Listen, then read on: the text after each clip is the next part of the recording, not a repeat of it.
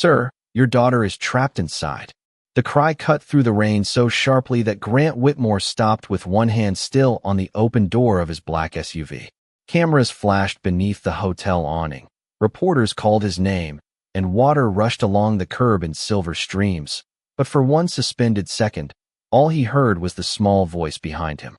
He turned. A black girl stood 10 feet away in the storm, soaked from head to toe, her two braids pressed against her cheeks, and a faded canvas bag hanging from one shoulder. She looked no older than 9. In one hand, she gripped a red plastic whistle.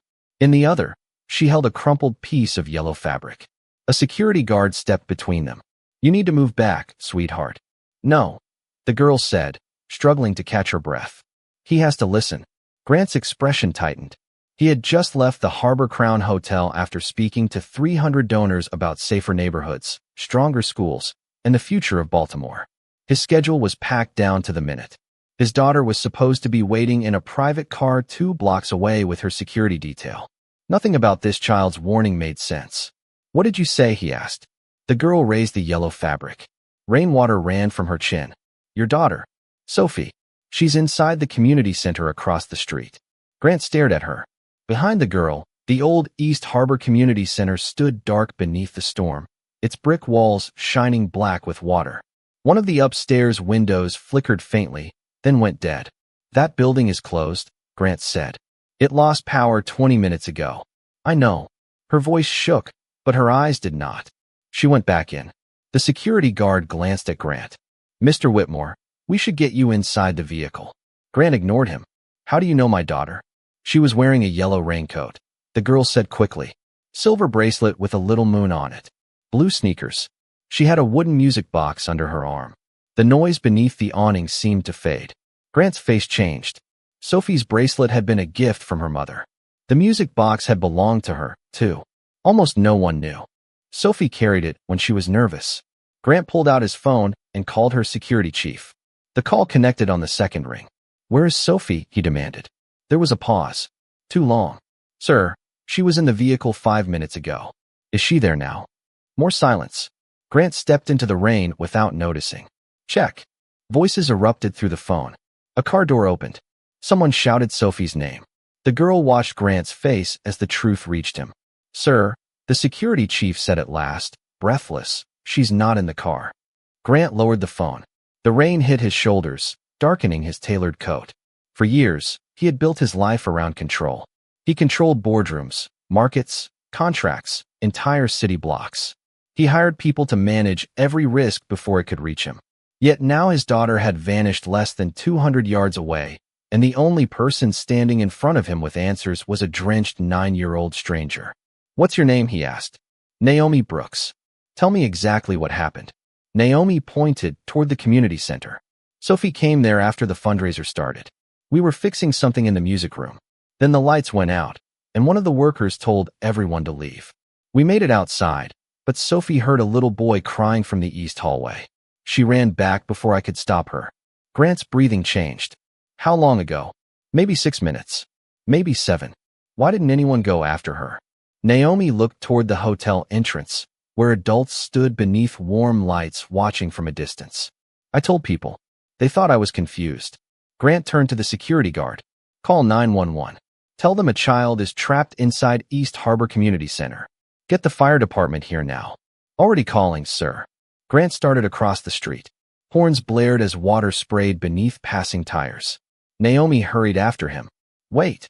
He kept moving. "Mr. Whitmore, wait." She caught the sleeve of his coat near the median.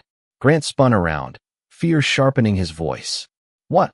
Naomi pointed toward the front entrance of the center. Water was pouring down the steps in a fast, muddy sheet. The lower glass doors rattled under the pressure gathering inside the lobby. "Not through the front," she said. "The basement drain backs up when it rains hard. That hallway floods first." Grant looked at the building, then at Naomi. "Is there another way in?" She nodded and pulled a folded piece of paper from her canvas bag. It was soft from rain and covered in hand-drawn lines.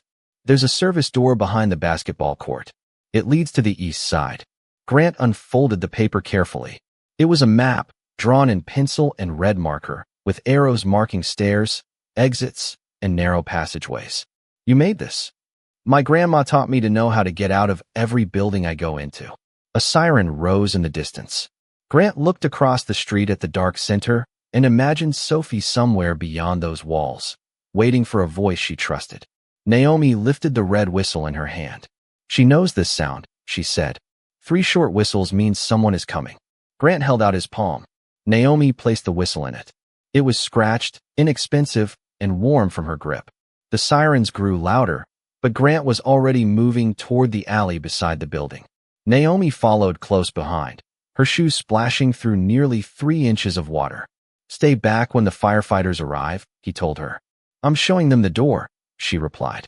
They won't find it without me. Grant glanced at her, ready to argue, but stopped when he saw the certainty in her face. She was frightened. He could see it in the way she held her bag against her side. But fear had not made her run away. It had made her louder. Together they reached the corner of the community center, where the hotel lights disappeared behind them and the alley narrowed into darkness. Naomi pointed past a chain-link fence toward the basketball court. There, she said. A metal service door stood beneath a broken security light, half hidden by climbing ivy. Grant tightened his fingers around the whistle. Somewhere inside, something struck metal 3 times. Faint, uneven, desperate enough to be heard. Naomi looked up at him through the rain. That's her, she whispered. Grant ran.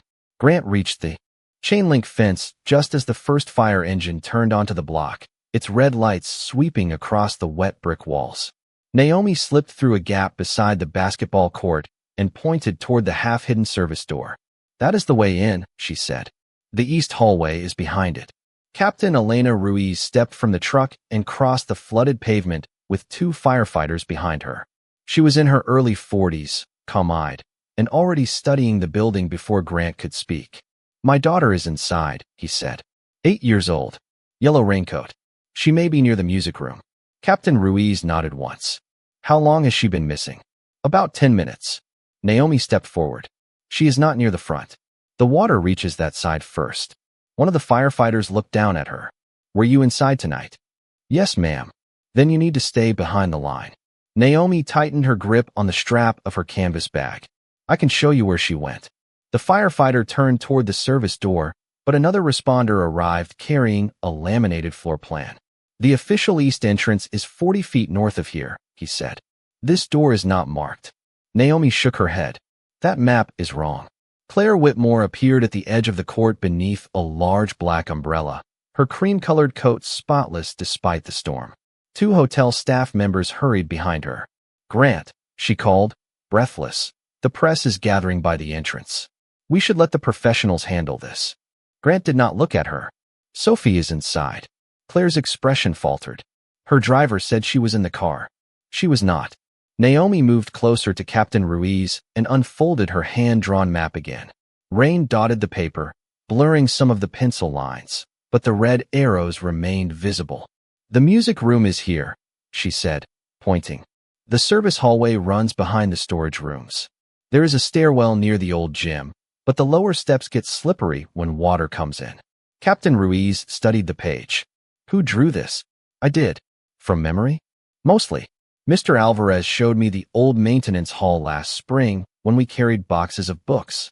One of the firefighters compared Naomi's drawing with the official plan. Captain, she has a corridor here that does not exist on ours. It exists, Naomi said. There is a gray door with a red stripe. It sticks unless you pull up before you turn the handle. Claire looked at Grant. She is a child. She may be remembering another building. Naomi's chin lifted.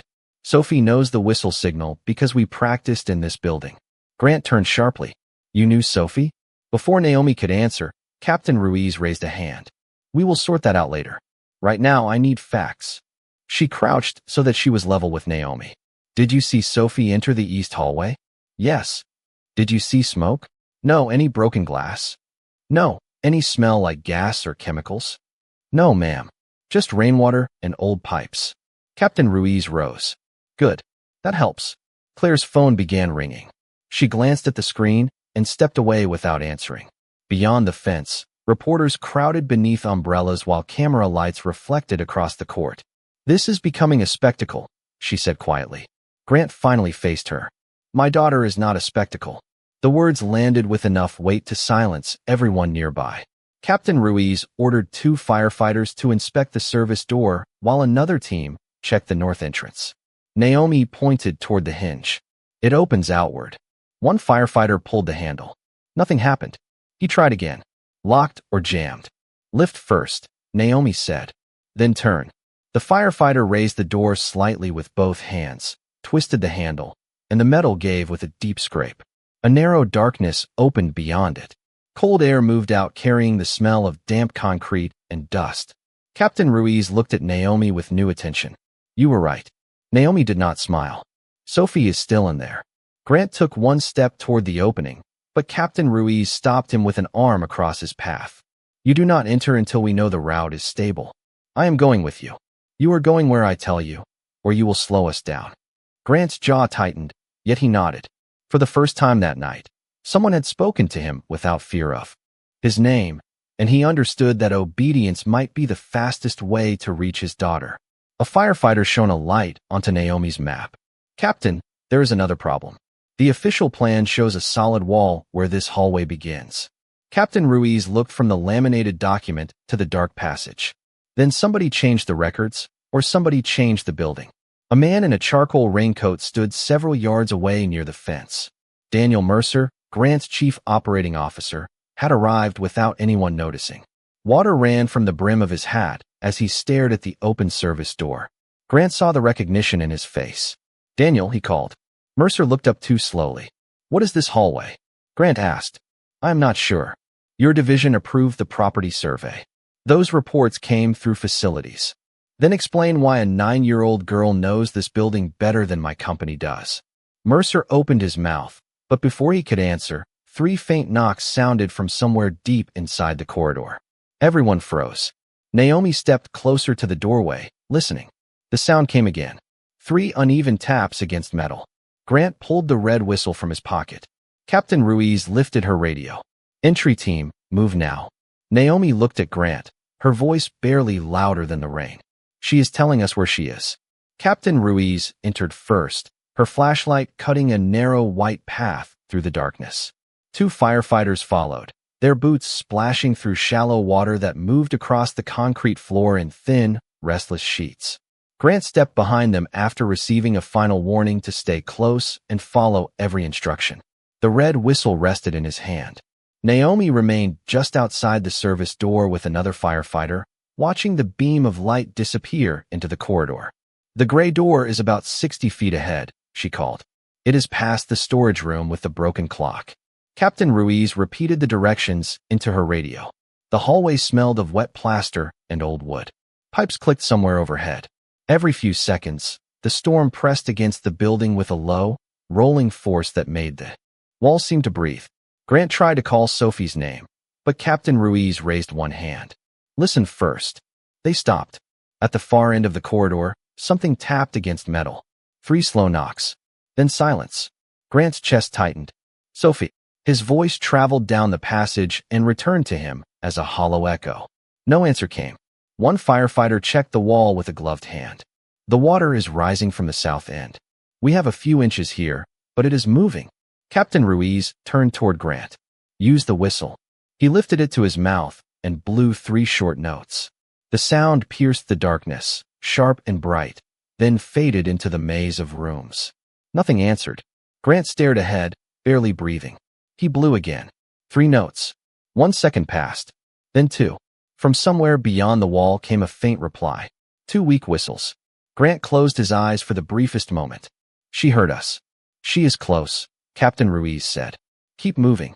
They reached the storage room Naomi had described. A broken clock hung above the doorway, its hands frozen at 9:20. Beyond it stood a gray metal door marked by a faded red stripe. One firefighter tried the handle. It would not move. Locked, he said. Grant stepped forward. Open it. Captain Ruiz examined the frame. It is not locked. The pressure on the other side is holding it. Water pushed beneath the bottom edge in a steady line. Grant looked back toward the entrance, where Naomi's small figure was visible beneath the emergency lights outside. She said it sticks. Naomi saw him looking and cupped her hands around her mouth. Pull up before you turn it. The firefighter lifted the handle, twisted, and pushed. The door shifted less than an inch, then stopped. Something is blocking it. Captain Ruiz ordered the second firefighter to help. Together they leaned into the door. Metal scraped against the floor beyond. The opening widened enough for a flashlight beam to pass through. A stack of folded chairs had fallen across the other side, not violently, but heavily enough to pin the door. "We need another route," one firefighter said. Grant looked at Naomi's map, still protected inside a clear plastic sleeve Captain Ruiz had taken from the command truck. A thin line ran around the room and connected to a maintenance passage. "There," he said. "The corridor curves behind the music room." Captain Ruiz studied it. "That route is not on the official plan." "Neither is the door we just opened," Grant replied. She nodded. "Fair point." They moved deeper into the building. The passage narrowed, forcing them into a single line. Water dripped from ceiling tiles and collected in dark patches along the floor. Grant kept one hand against the wall, feeling each doorway as they passed. His mind filled with fragments of Sophie's life he had overlooked. The way she always sat at the far end of the breakfast table, the drawing she left on his desk, the quiet question she had asked 3 nights earlier about whether he would attend her school recital. He had promised to check his calendar. He had never answered. "Mr. Whitmore," Captain Ruiz said, bringing him back. "Stay with us." He nodded. Ahead, the corridor ended at another door, this one painted blue. A paper sign read music storage. Grant raised the whistle again. 3 short notes sounded. This time the reply came almost immediately, 2 faint whistles from the other side, followed by a child's voice too soft to understand. Grant placed his palm against the door. "Sophie, it is Dad. We are here." A pause followed. Then Sophie's voice reached him, thin but clear. "Dad." Grant's shoulders dropped, as if the single word had released a weight from his body. "Yes, sweetheart. Stay where you are. I cannot open the door." "That is all right. We are coming to you." Captain Ruiz tested the handle. It turned, but the door moved only a few inches before meeting resistance. "Something is against it," she said. "Sophie, can you step away from the door?" "I am not near it." "Good. Stay back." Grant heard another sound from inside. Not Sophie. A smaller voice, frightened and uncertain. Captain Ruiz heard it too. She looked at Grant. "There is another child in there." Grant leaned closer to the narrow opening. "Sophie, who is with you?" For several seconds, only the rain answered. Then Sophie spoke, her voice trembling but steady. "His name is Lucas. He was alone. I could not leave him." Grant closed his eyes. Outside, Naomi stood beneath the flashing emergency lights with both hands pressed against her canvas bag, waiting. Inside, behind the blocked blue door, his daughter had made the same choice Naomi had made in the rain. She had stayed because someone else needed her. Captain Ruiz placed one hand against the blue door and listened. "Sophie, I need you to tell me where you and Lucas are standing." "Near the shelves," Sophie answered. "The tall ones by the back wall." "Good. Stay there and keep talking to us." Grant leaned close to the narrow opening. "Sweetheart, are you hurt?" "No." "Lucas is scared." A smaller voice trembled behind hers. "I want my mom." Sophie spoke softly to him, too quietly for Grant to hear every word, but her tone was steady. It was the same gentle voice she used with injured birds in the backyard and nervous classmates before school performances. Grant had always thought of her as shy. Now, in the dark behind a blocked door, she sounded stronger than many adults he knew. Captain Ruiz directed one firefighter to inspect the hinges while the other checked the wall beside the frame. "The chairs are wedged against the lower half," she said. "We can make space, but we need to move slowly." Grant looked at the thin opening. "How long?" "A few minutes if nothing shifts."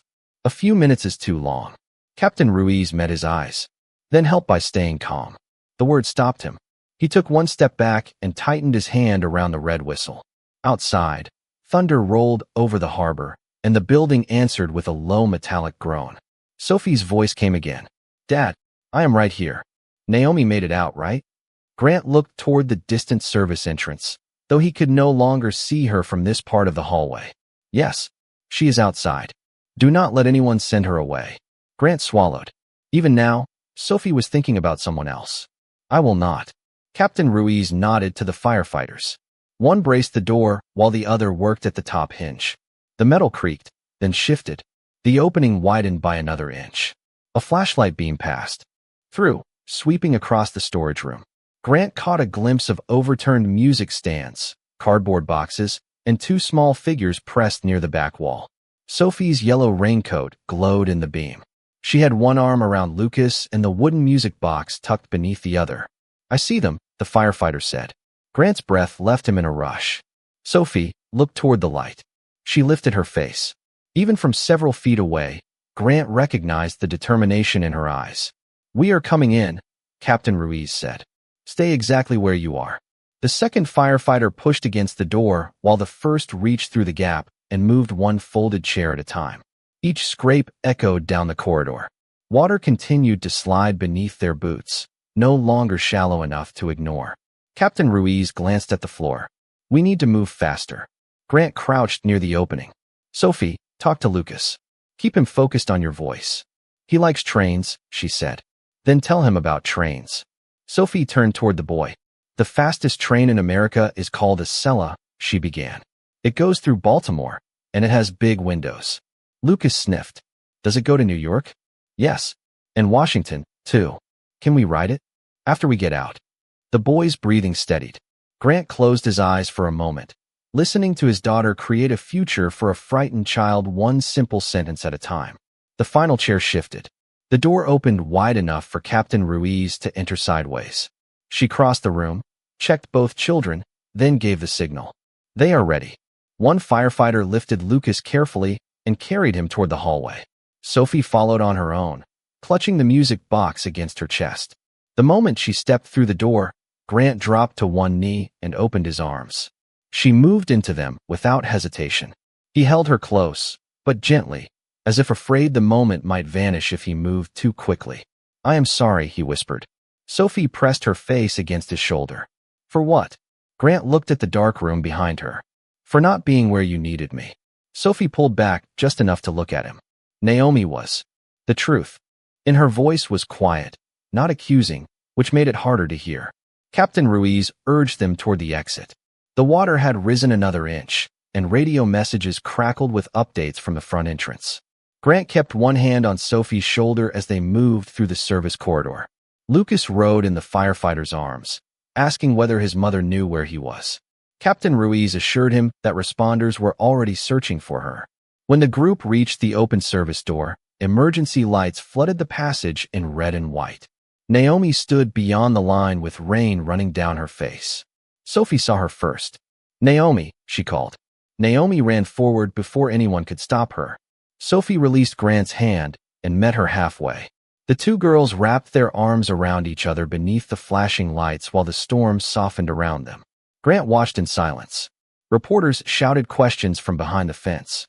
Claire stood beneath her umbrella, stunned. Daniel Mercer remained near the court, pale and unreadable. Sophie pulled back and held up the wooden music box. "I got it." Naomi laughed once, a small sound of relief. "You went back for a music box?" Sophie shook her head. "I went back because Lucas was crying." Naomi looked at her, then nodded as though that answer made perfect sense. Grant stepped closer. "How long have you two known each other?" Sophie looked at Naomi before answering. "Longer than you think." The rain had softened to a steady hiss by the time the paramedics guided Sophie and Lucas toward the waiting ambulance. Grant walked beside his daughter, one hand hovering near her shoulder as if he still feared she might disappear if he looked away.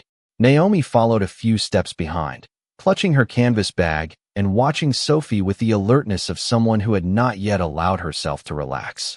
Claire approached quickly, lowering her umbrella as she reached them. "Sophie, thank goodness," she said, bending down. "You frightened everyone." Sophie looked at her, then at Naomi. "She tried to tell people." Claire's smile tightened. "I am sure she did." Grant heard the distance in her tone. "Her name is Naomi," he said, "and she is the reason we found Sophie." Claire glanced toward the reporters gathered beyond the fence. "This is not the place for a conversation like this." "This is exactly the place." Captain Ruiz interrupted before the tension could sharpen. "Both children need to be checked. The building is closed until the inspection team clears it." A paramedic wrapped a silver emergency blanket around Sophie's shoulders. Another offered one to Naomi, but she shook her head. "I am fine." Sophie reached for the second blanket and placed it around Naomi herself. "Now you are." Naomi gave her a tired smile. Grant watched the exchange, and felt something shift inside him. Sophie rarely touched anyone without hesitation. She had spent years surrounded by tutors, assistants, drivers, and carefully selected classmates. Yet she stood here in the rain sharing warmth with a girl Grant had never heard of. At the ambulance, the paramedic checked Sophie's breathing and asked simple questions about dizziness, cold, and how long she had been inside. Lucas sat nearby with a firefighter until his mother arrived, calling his name through tears of relief. Sophie watched them reunite, then looked down at the wooden music box in her lap. One corner was damp, and the tiny brass latch had come loose. Naomi sat beside her. "You should have left it," she said softly. "I did leave it." Sophie traced the carved lid with one finger. "Then I heard Lucas." Naomi nodded. "I know." Grant stood just outside the ambulance doors. "How long have you two known each other?" Sophie did not answer immediately. She looked at Naomi as if asking permission. Naomi shrugged. "Since April." Grant blinked. "April?" "Almost 5 months," Sophie said. "We met here." "Why were you here?" "Because I left one of your events." Grant frowned. "What event?" "The spring donor luncheon. At the art museum." The memory returned slowly. Grant had given a speech that afternoon about expanding opportunities for children. Sophie had been seated beside Claire for the photographs, wearing a pale blue dress and an expression he had mistaken for boredom. He remembered asking an assistant where she had gone after dessert. The assistant had told him. Sophie was with security. He had accepted the answer without checking. "I walked out," Sophie continued. "Everyone kept asking me to smile. Nobody asked if I was okay." Grant lowered his eyes. "And you came here?" "I followed the music." Naomi smiled faintly. Mr. Alvarez was playing old records in the activity room.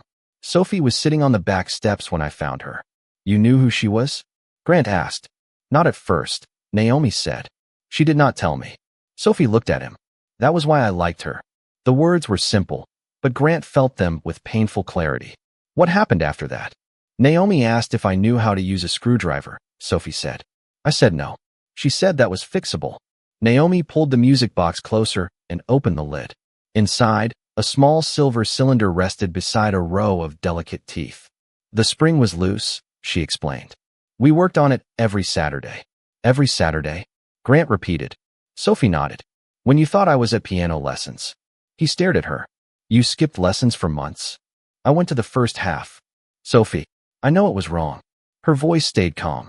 "But this was the only place where nobody watched me because of who you are." Grant had negotiated hostile takeovers without losing his composure. He had faced crowded courtrooms and angry shareholders. Yet he did not know how to answer his 8-year-old daughter. Naomi turned the key on the side of the box. The mechanism clicked but produced no music. "It was working before the lights went out," she said. "We almost fixed it." Sophie looked toward the dark community center. "We were going to finish tonight because they are closing the building tomorrow." Grant looked up. "Who told you that?" Naomi reached into her bag and pulled out a folded notice sealed inside a plastic grocery sack. "They put these on the doors 3 days ago." Grant unfolded it beneath the ambulance light. The paper announced that East Harbor Community Center would be permanently closed at 8 o'clock the following morning due to redevelopment plans. At the bottom, beneath the city seal, was the name of the purchasing company, Whitmore Urban Development. Grant read it. Twice. Then a third time. Across the court, Daniel Mercer stood speaking quietly into his phone. Grant raised his eyes toward him, and Mercer looked away. Sophie watched her father's face. "You knew, did you not?" she asked. Grant folded the notice slowly. "No," he said. For the first time that night, the words sounded less like an answer and more like an accusation against himself. Grant crossed the wet pavement toward Daniel Mercer with the closure notice folded in one hand. The emergency lights flashed across Daniel's face, turning his careful expression red, then white, then red again. "How long has Whitmore Urban Development been involved with this property?" Grant asked. Daniel lowered his phone. "We can discuss this in the morning." "No, we discuss it now." Claire stepped closer, glancing toward the reporters beyond the fence. "Grant, this is not the place." He looked at her. "My daughter was trapped inside a building my company is closing tomorrow. I think this is exactly the place." Daniel exhaled slowly. "The East Harbor acquisition has been in review for 6 months. It is part of the waterfront redevelopment package. I never approved the closure of a community center. You approved the package." The answer landed harder than Grant expected. Daniel continued, his voice controlled. The property was listed as underused, financially unstable, and beyond reasonable repair. The city wanted private investment. We offered it. Naomi stood near the ambulance, listening. That is not true, she said. Daniel looked past Grant, as if only then remembering she was there. Excuse me. It is not underused. There are classes every day. My grandma teaches first aid on Tuesdays. Mr. Alvarez runs music after school. Families come here when the heat goes out in winter. Daniel gave a patient smile that did not reach his eyes. I am sure it has sentimental value. Naomi's chin rose. People are not sentimental value. Grant turned back to Daniel. Where are the community response records? Public comments were included in the final report. Naomi opened her canvas bag and pulled out a thick spiral notebook protected by another plastic grocery sack. She handed it to Grant. Page after page contained names, phone numbers, dates, and signatures. Some entries included short messages in careful handwriting. Please keep the tutoring room open. My son learned to read here. This is where seniors get meals. We need this place. Grant flipped through the pages. How many signatures? 412, Naomi said. We took copies to the city office and to your company. Daniel's face remained still, but his fingers tightened around his phone. I never saw that. Neither did I, Grant said. That is the problem. Captain Ruiz approached from the building with a tablet in her hand. Mr. Whitmore, the preliminary inspection found inconsistencies between the official floor plan and the actual structure. 2 service corridors are missing from the records, and 1 emergency exit was listed as sealed even though it was still in use. Grant looked at Daniel. Your division ordered the survey. A contractor completed it. Under your authority. Daniel's voice hardened. You hired me to make difficult projects move. This city has delayed waterfront investment for years. That block could generate hundreds of jobs and millions in tax revenue. Naomi looked toward the dark center. Where are the children supposed to go? Daniel did not answer her. Grant closed the notebook. I want every report, email, inspection, and contractor invoice related to this property on my desk within 1 hour. It is nearly midnight. Then nobody sleeps. Claire stepped between them. Grant, think carefully.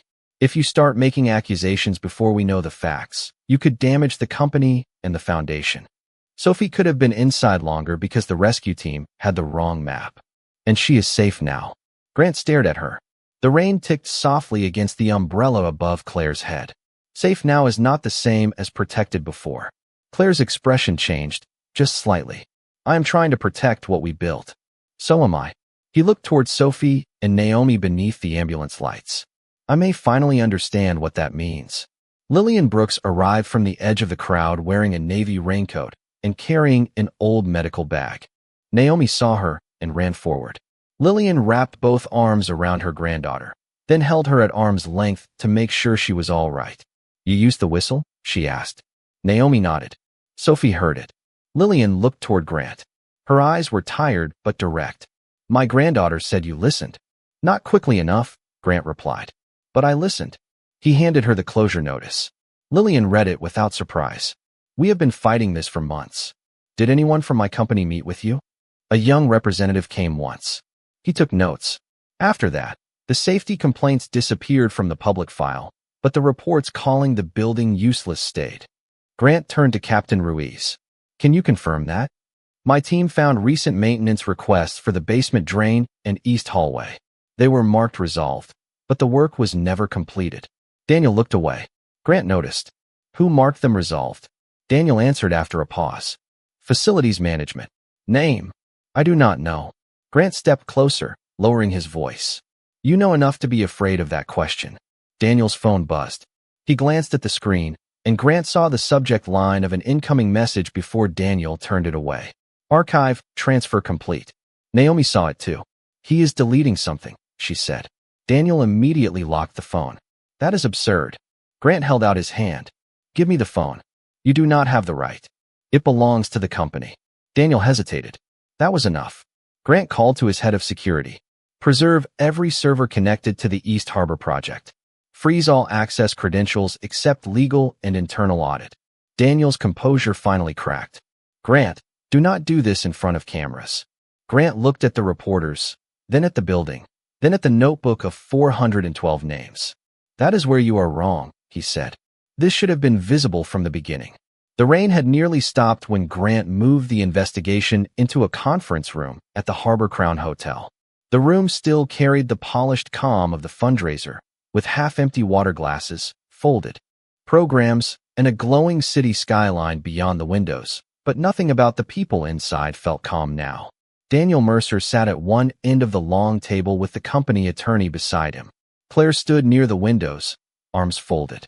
Lillian and Naomi sat together across from Grant, while Sophie rested beneath a warm blanket in a nearby chair, refusing to leave until she understood what had happened. Captain Ruiz remained by the door with a copy of the preliminary safety report. Grant placed the spiral notebook of signatures on the table. We begin with this, he said. 412 people asked us not to close the center. Where did their petitions go? Daniel looked toward the attorney before answering. Public comments were processed through community relations. That is not an answer. The acquisition required efficiency. Many comments were emotional, repetitive, and outside the scope of the review. Naomi stared at him. You mean you ignored them? Daniel leaned back. I mean large projects cannot be decided by children with notebooks. Sophie sat up straighter. She knew the building better than your reports did.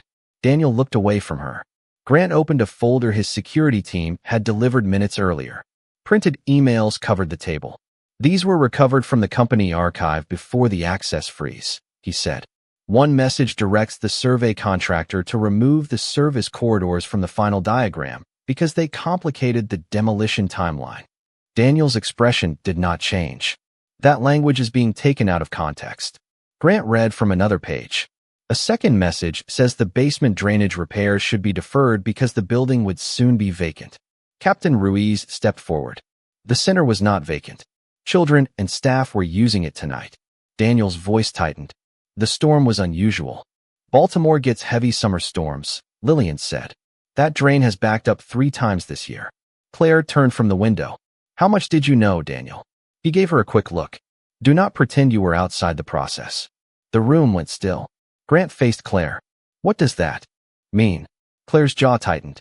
The foundation received complaints about the center. I was told they were being reviewed. By whom? Daniel's office. And when nothing changed? She looked down at the polished table. The gala was approaching. The waterfront project was tied to several major donors. I did not want an unverified dispute to become the story. Sophie's voice was quiet. So you said nothing. Claire looked at her. I thought the professionals were handling it. Naomi handled it, Sophie replied. She ran through the rain while everyone else was protecting the event. Claire's face softened, but Sophie did not look away. Daniel pushed back his chair. This is becoming theatrical. No one intended for children to be inside that building. The closure was scheduled for tomorrow. Naomi's hand tightened around the red whistle on the table. People were inside because it was still their center. Daniel turned toward Grant. You asked me to deliver results. I delivered them.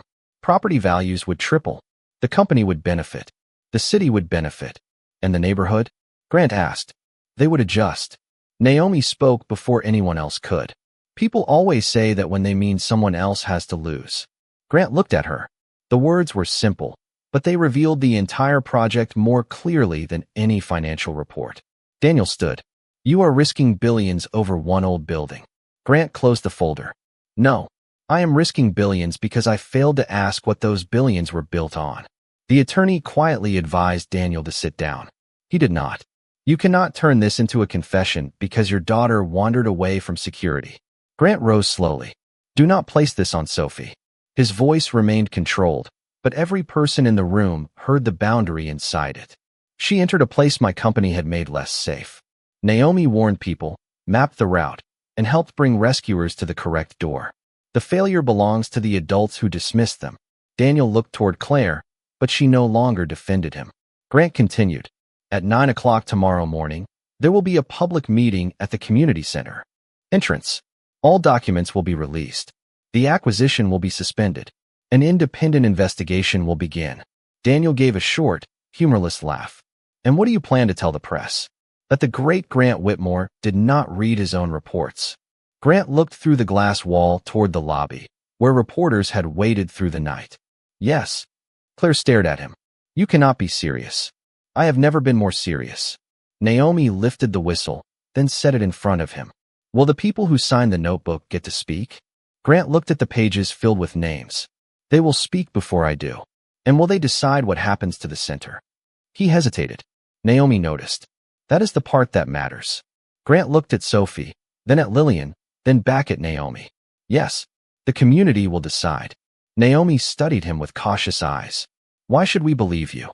The room waited for his answer. Grant did not offer a promise about money, influence, or power. You should not, he said. Not yet. Naomi's expression changed, not into trust, but into recognition. It was the first honest answer she had heard from him all night. Grant picked up the folder and walked toward the door. Beyond it, camera lights brightened as reporters saw him approaching. Claire reached for the prepared statement on the table. At least take this. Grant looked at the polished pages, then shook his head. That is how we got here. He opened the door without them. Grant stepped into the hotel lobby, and the noise rose at once. Reporters called his name from behind the security line. Camera lights washed the marble floor in white glare. Hotel guests stood along the balconies above, watching as if the entire building had become a courtroom. Grant stopped at the center of the lobby without a podium, without prepared remarks, and without the practiced smile people expected from him. Captain Ruiz stood several feet behind him. Sophie remained near Lillian and Naomi at the edge of the room, wrapped in a blanket and holding the repaired music box against her chest. Claire stayed farther back, pale and silent. Daniel did not come out of the conference room. Grant looked toward the cameras. Tonight, 2 children were trapped inside the East Harbor Community Center during a severe storm. He began. They were found because a 9-year-old girl named Naomi Brooks knew the building, understood the danger, and refused to stop speaking when adults failed to listen. The lobby quieted. Naomi lowered her eyes, uncomfortable beneath the attention, but Sophie reached for her hand. Grant continued. My company planned to acquire that property. Reports connected to the project described the center as underused and beyond repair. Those reports did not reflect the truth. Community petitions were ignored. Safety complaints were marked resolved even though the work was not completed. Structural records were altered or incomplete. Questions broke out from the press line. Did you know? One reporter shouted. Who authorized it? Will anyone be charged? Grant raised one hand.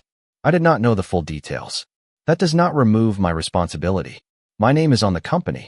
My signature approved the redevelopment package. I trusted a system I controlled without checking who that system was failing. The room fell silent again. Claire watched him with an expression he could not read. Grant turned slightly, making sure Naomi and Lillian could hear him clearly. Effective immediately, the East Harbor acquisition is suspended. All project records will be released to an independent investigator and to the city. Daniel Mercer has been removed from operational authority pending the investigation. No documents related to the project may be altered, deleted, or withheld. Reporters began speaking over one another, but Grant continued. The closure scheduled for tomorrow morning is canceled. The future of the property will not be decided by Whitmore Urban Development. It will be decided by a community board made up of residents, staff, parents, and local leaders. Naomi looked up. Grant met her eyes. And young people who use the center will have a voice as well. A reporter called out, Are you donating the property? Grant answered carefully. The company will fund repairs required for immediate safety, but money does not give us the right to control the place.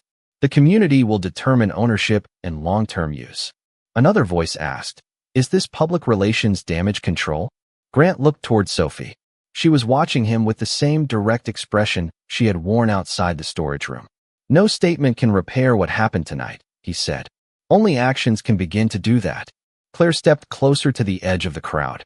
Grant, she said quietly, but he did not stop.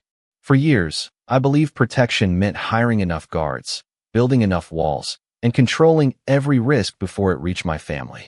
Tonight, my daughter was safer because a child I had never met paid attention when the people around her did not.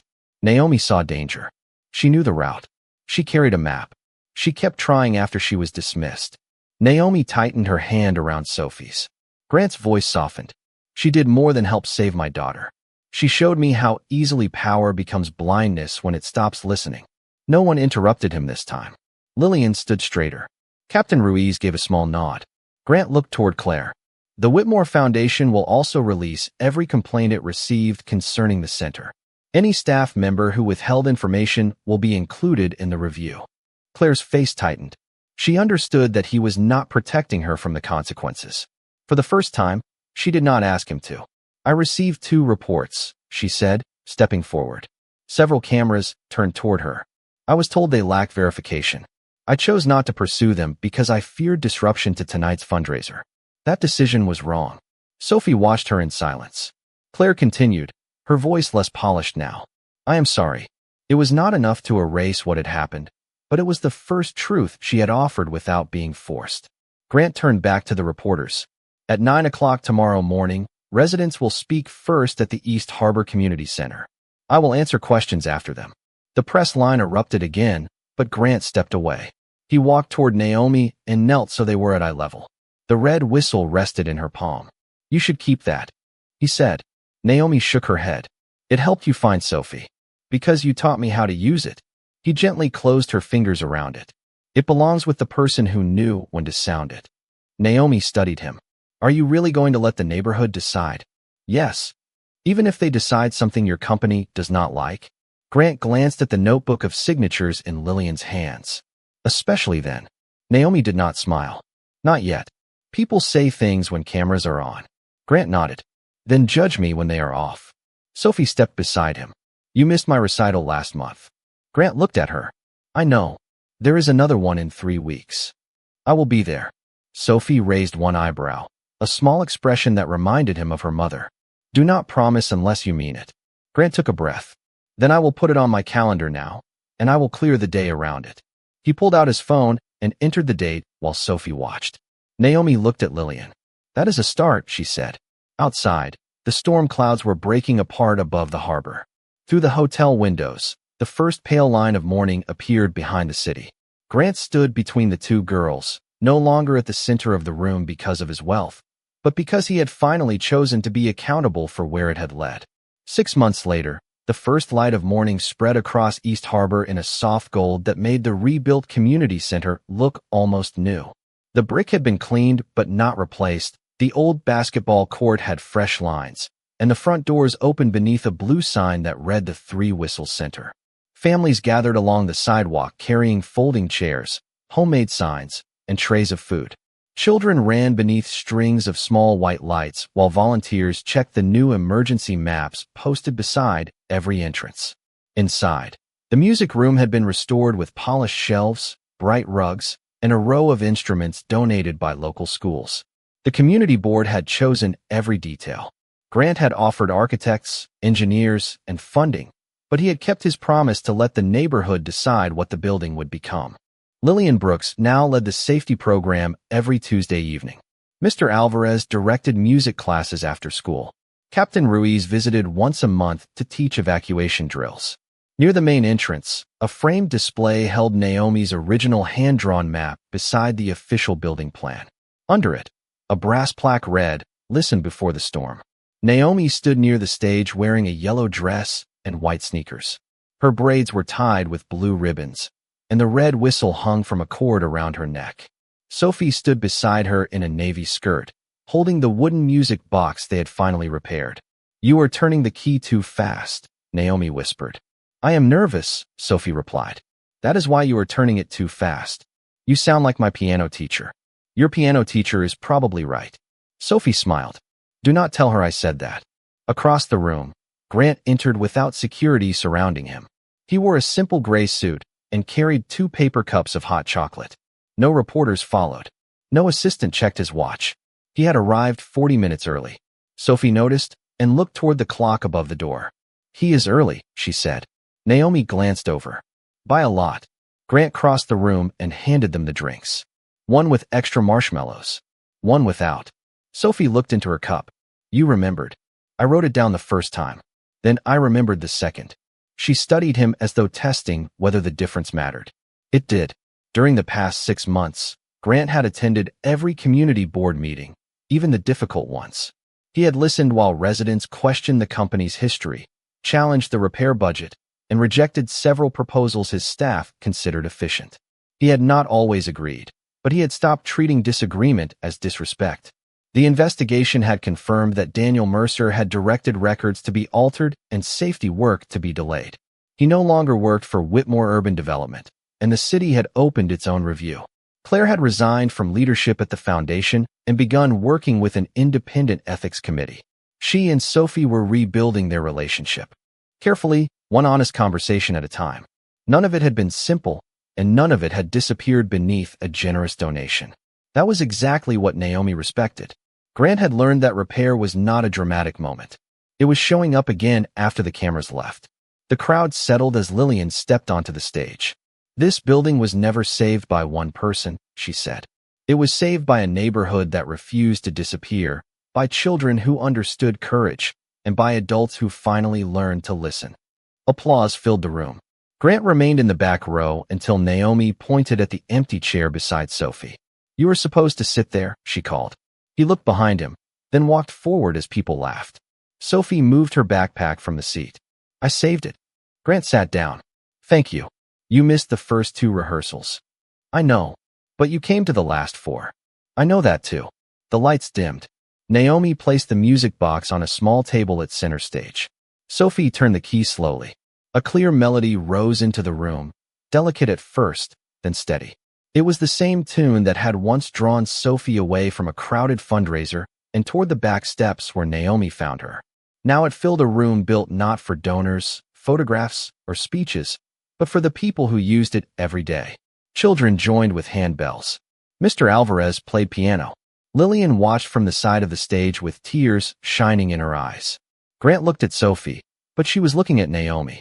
Their friendship had begun in secrecy because both girls believed adults would not understand it. Now an entire building carried the sound they had repaired together. When the final note faded, thunder murmured faintly beyond the windows. Several children turned toward the glass. Rain began tapping against the roof. Grant's shoulders tightened before he could stop them. Naomi noticed. She stepped down from the stage and stood beside him. "It is okay," she said. "The drains are clear.